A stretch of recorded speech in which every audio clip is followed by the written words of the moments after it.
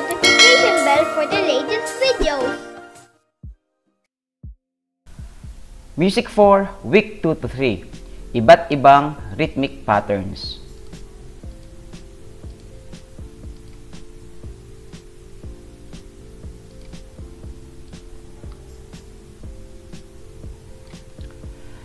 Ang aralin na ito ay ginawa at sinulat upang matutuhan mo ang tungkol sa iba't ibang rhythmic patterns. So ngayon po, ang atin pong pag-aaralan is about dito sa rhythmic patterns.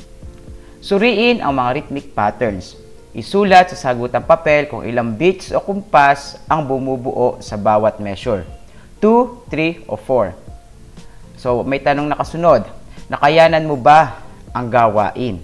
Okay.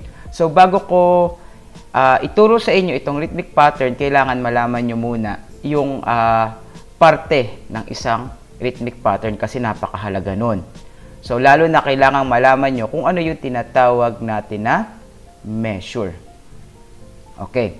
For example, dito sa number 1, kung mapapansin nyo, meron tayong guhit dito. Ayan, itong guhit na yan at saka itong guhit na ito.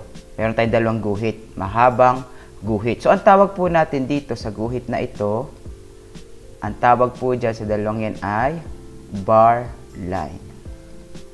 So, ang bar line po ang naghahati-hati sa staff or sa mga nota upang makabuo tayo ng isang sukat. So, sa pagitan po ng dalawang bar lines, yung dalawang bar lines, ito po yung tinatawag natin na sukat or measure. Sukat, tinatawag din siyang measure sa English. Okay. So, meron tayo dito sa number 1 na isang sukat. So, ang tinatanong dito ay ilan daw ang beats sa isang sukat or ilan ang kumpas. Okay. Kung babalikan natin yung ating chart na pinag-aralan nung week 1, so malalaman po natin doon ang halaga ng bawat kumpas. So, ito pong sa number 1, nakalagay po dito ay quarter note. So, kung babalikan nyo yung ating talahan na yan, ang quarter note po ay may isang kumpas or may isang beat. Ito rin quarter note, so may isang beat. So, ang gagawin nyo, pag ipagpa-plus nyo lang or pagsasamahin nyo. So, magiging 1 plus 1 is equal to 2. Kaya itong number 1 ay dalawahan. Okay, number 2. So, kung mapapansin nyo, meron tayong bar line dito at meron din tayong bar line dito. So, ang mangyayari dyan, meron tayong isang measure or isang sukat. Ayan, isang measure or isang sukat. Ayan, so kukunin natin ang value ng bawat nota at pahinga. So, quarter note, meron tayong value dito or katumbas na isang beat. Dito po, meron tayong kalahati, 8 note. Tumingin po kayo sa page 16. Nandun po yung kopya ng halaga ng mga nota at pahinga. Itong 8 rest, ito ay may kalahating beat. At itong quarter note ay may isang beat. So, ilagay nyo muna yung kanyang bilang ng kumpas. So, para po mas madali ang pagbibilang, kapag nakakita kayo ng mga kalahati-kalahati, pagsamahin nyo na agad. Kasi ang kalahati, dagdagan mo ng kalahati, ito po ay, katumbas nito ay isa. So, ang mangyayari, 1 plus 1 plus 1 is equal to 3. So, dito naman po, lahat ito ay 8 note. So, kapag lahat ay 8 note, so ibig sabihin, ito lahat ay kalahati. Ayan, kalahati din to, kalahati, kalahati, kalahati, kalahati. Ilang kalahati yan? So, pag pinagsama ito, meron na tayong 1. Pag pinagsama itong dalawa, may 1. Pag pinagsama itong dalawa, may 1. So, atin lang pagsama-samahin. 1 plus 1 plus 1 is equal to 3. So, ito po ay tatluhan. So, number 4, so half note. Ang half note ay mayroong dalawang beats. At quarter rest, mayroong isa. So, pagsasamahin nyo lang po yan, 2 plus 1 is equal to 3. Yan po. Next po. So, ito po ay 8 note. So, kalahati plus kalahati, ay dito ay 1 na. Tapos ito po ay 1. Tapos ito po ay kalahati plus kalahati. Ito ay 1 na din. Kasi pag pinagsama ang dalawang kalahati, meron tayong isa. Plus 1. Ayan. So, inyo lang pagsasama-samahin. 1 plus 1 plus 1 plus 1 is equal to 4. Ganyan po ang pagbibilang ng mga kumpas sa isang measure or sukat. Iba't ibang rhythmic patterns. Ang anumang may pulso na maaaring gawin ng paulit-ulit ay may pattern at maaaring bilangan tulad ng 1, 2, 3. 1, 2, 3. Maaari din itong sabayan ng pagpalakpak, pagtapik, pagpadyak o pagpitik. Upang makilala, makasulat at makabasa ng rhythmic pattern sa musika, kailangang maunawaan at malaman ang iba't ibang uri ng notes at rest at ang bilang ng beats o kumpas ng bawat isa. So para po mas maintindihan nyo ang ating aralin about sa rhythmic pattern or sa kabuong aralin dito sa quarter 1, kailangan po memorize ninyo or sa ulo ninyo yung ating talahanayan about sa mga nota, pahinga at sa bilang ng kanilang mga kumpas. So napakahalaga po ng ating chart o yung ating talahanayan. Ang rhythmic pattern ay binubuo ng iba't ibang notes at rest na may mahaba at maikling tunog ayon sa meter na 2, 3 at 4. So kanina po, pinakita ko sa inyo kung paano nagiging 2, 3 at 4 ang isang rhythmic pattern o yung ating sukat. Binibilang natin yung bawat value and then pinagsasama-sama para po tayo nagmamath. Okay. Ang double meter ay binubuo ng 2 beats o kumpas sa bawat measure. Halimbawa, okay, so dito po yung double meter natin, ibig sabihin dalawahan. Ito po yung ating time meter, ito po yung nagsasabi na dalawahan. So dito po meron itong 2 nota. Yan, siguro nakalimutan lang lagyan. Ayan. So dito po, kahit walang nakalagay na bar line dito sa part na to, automatic po may bar line na to. So pag minsan kasi wala, pag minsan ay meron. So, ibig sabihin po, measure tayo, meron tayong ilang measures. Pag-ita ng 2 bar line, 1 at meron tayong 2. So, sa baba, ganun din. May 2 tayong measures o sukat na tinatawag. So, bibilangin natin. So, ang value ng quarter note is 1 plus, ito ay 1 din. So, ito ay 2. Kaya siya ay 2. So, ito ay ganun din. 1 plus 1. Same case po dito at dito. Ganun din. May 2 beats sa isang measure. Next, triple meter. So, sabi ko po, kapag wala kayo nakita dito, automatic po meron itong isang bar line. So, iba po, hindi na naglalagay, yung iba naglalagay. So, kung bibilangin natin, 3 quarter notes, so meron tayong 1 plus 1 plus 1 is equal to 3. 1 plus 1 plus 1 is equal to 3. Quadruple meter, apatan, ayan, apatan.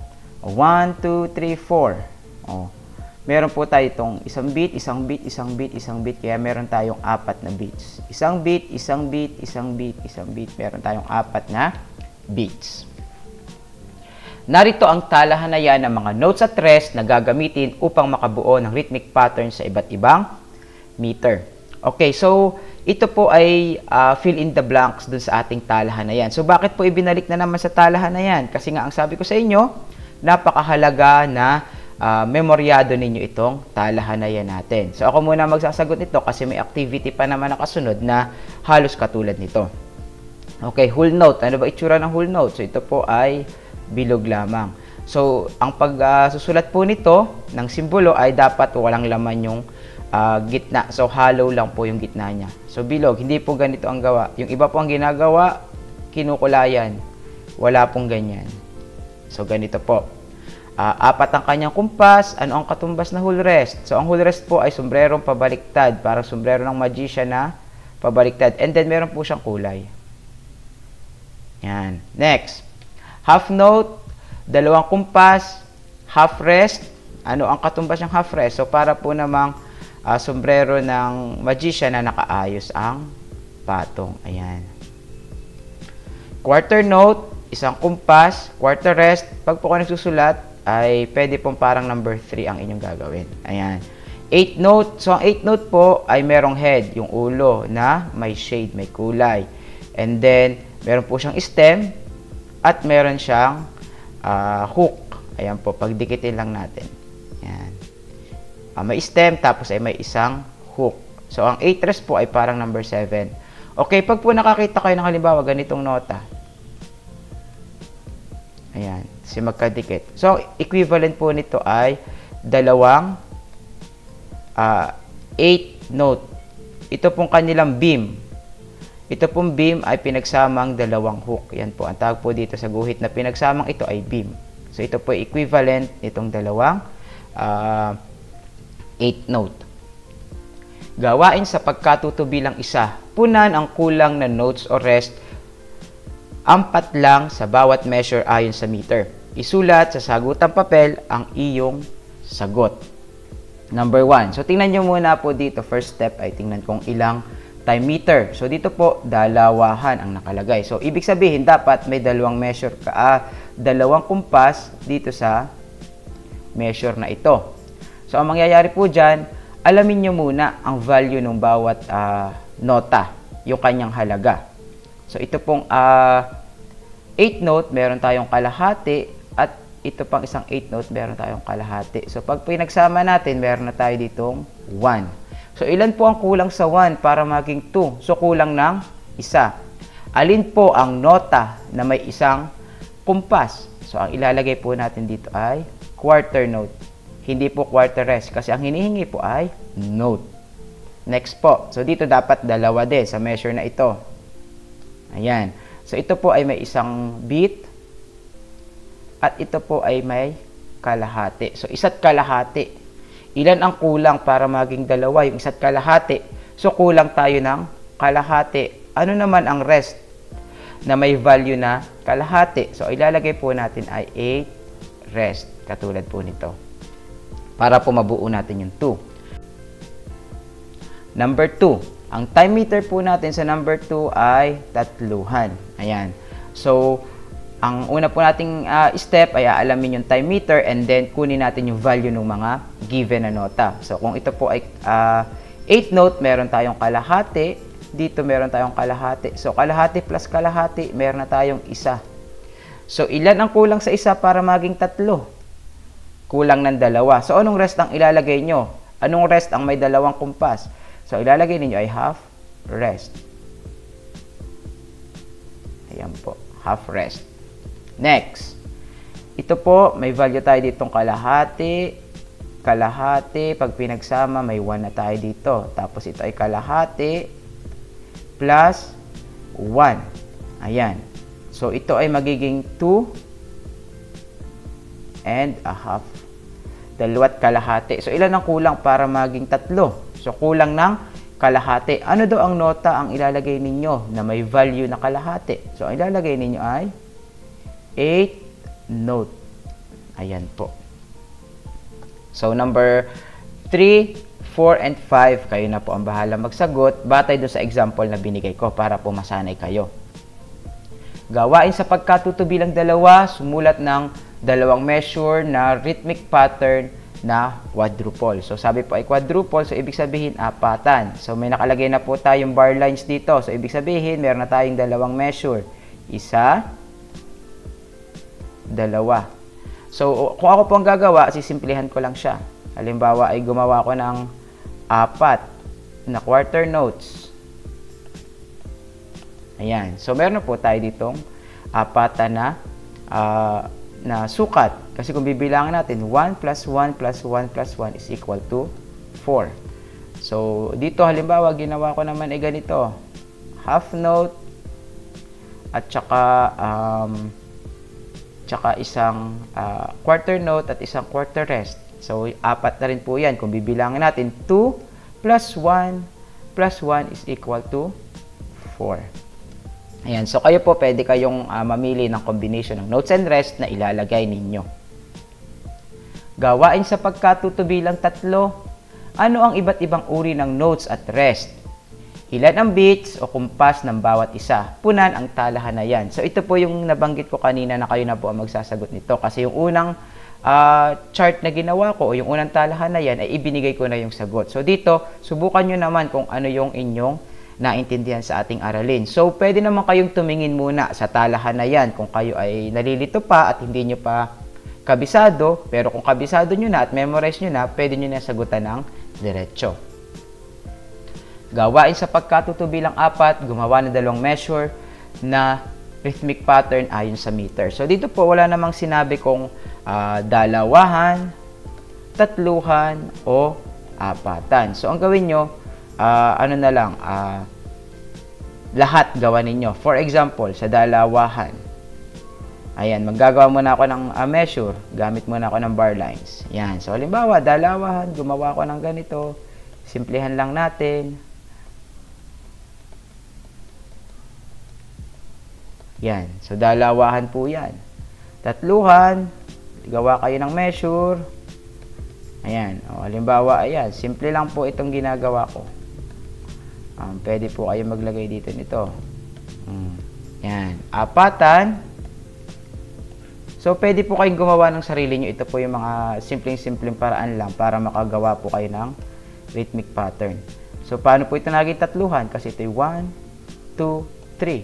Ito ay 2 plus 1 is equal to 3. Apatan, o.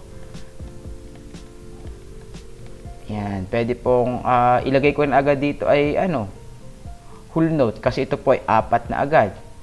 4 na po agad ang kanyang value. Ito po ay 1 plus 1 plus 1 plus 1.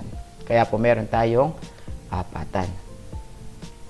Gawain sa pagkatutubilang 7, kilalanin kung ilang beats o kumpas mayroon ang sumusunod na rhythmic patterns.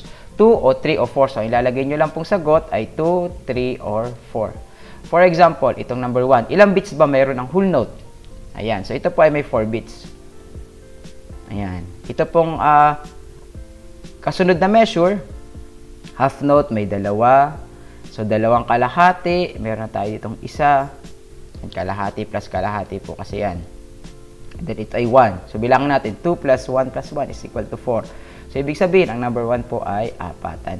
Bibilangin nyo lang po yung kanyang beats sa bawat measure para po malaman nyo. For example, sa number 2, ito po ay kalahati plus kalahati plus kalahati plus kalahati. So, pag pinagsama po natin yung 2 kalahati, ito po ay 1. Pag pinagsama yung 2 kalahati, ito po ay 1. So, ibig sabihin po, may total na tayo dito na 2. Dito naman po, ganun din, kalahati. 8 rest, kalahati, 1. Ito po ay kalahati, kalahati, 1. 1 plus 1 is equal to 2. So, ang sagot po natin dito ay dalawahan. So, 3, 4, 5, ay kayo na po ang bahalang magsagot. Puna ng notes o rest ang patlang sa bawat measure upang mabuo ang rhythmic pattern. For example, number 4. Ayan, meron tayong palakumpasa na apatan or time meter na apatan. So, ito pong half note, meron na tayong 2. And then, quarter note may 1. So, ilan ang kulang para maging 4? 2 plus 1. Kulang ng 1. So, dagdagan ninyo daw ng note. Anong note ang may value na 1? So, ilalagay ninyo ay quarter note. Next. So, apatan pa din. Ayan. So, ito po ay... O, sige. Dito na muna tayo. Kayo na pong bahala magsagot dito. Sa tatluhan. Tayo. Para masanay din kayo sa apatan. So, ito po ay, ang given ay isang quarter note, isang quarter note. So, we have 2 beats. So, ilan ang kulang para maging 3? So, kulang ng 1. So, ang note ang ilalagay natin na may value na 1. So, ilalagay natin ay quarter note. Ayan. And then, the rest po, kayo na po ang magsagot dito. Kung may mga tanong pa po kayo, pwede kayo mag-message sa aking Facebook Messenger account, Ryan Chester Manzanares, sa aking Instagram account, chester.manzanares, at pwede rin kayo mag-email, ryanchester.manzanares@deped.gov.ph.